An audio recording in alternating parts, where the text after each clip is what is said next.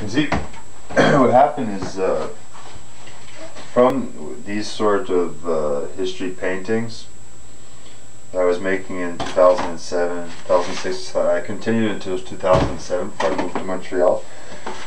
See, I was trying to do like what I called writing without writing, which just happened to be like the same sort of conduits and stuff, but then with this improvised arabesque like scribble, you know, to imitate old documents. I was trying to falsify, make it look like old falsified documents, and eventually I ended up with this kind of mathematical script using symbols from mathematics, and then eventually it would look like a very diffuse, like old kind of, looked like a document, you know.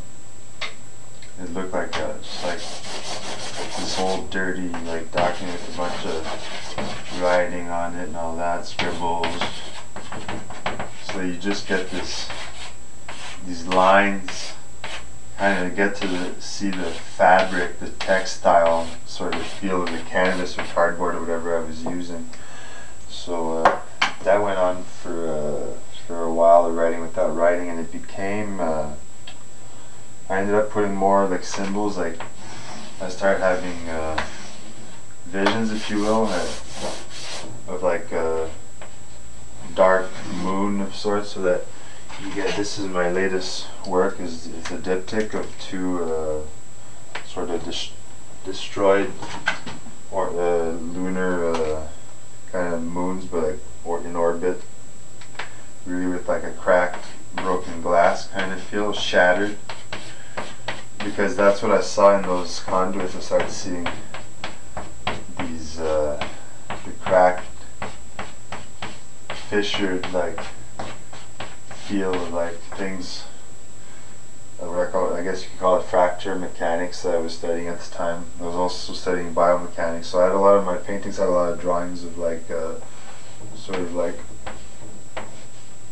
drawings of people inside rooms seen from the top view, bird's eye view of like computer workstations and people in rooms, and the mobility that they had, and I was doing other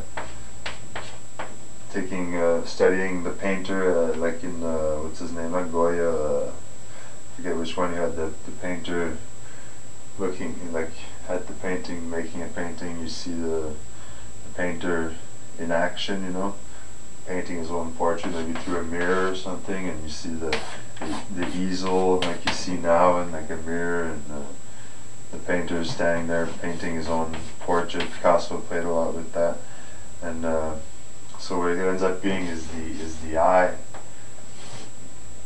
where the eye is looking, where the eye has saccades and fixations, the movement of the eye as it gazes.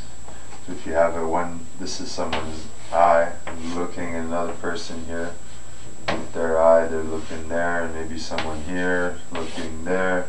So that has a lot to do with the gazes, angles, because it's very that's the mathematical part of perspective in painting. I didn't want to be an abstract artist. Although this seems abstract to me, it was very concrete, but it didn't express anything. That was the basis of writing without writing, is that these old texts, you know, old documents, they looked like old documents. Really, what all they were was, I mean, look, this is a letter I wrote to a friend on cardboard. I mean, it means as much as an empty piece of cardboard with nothing on it. It looks like old writing seen from afar, you know.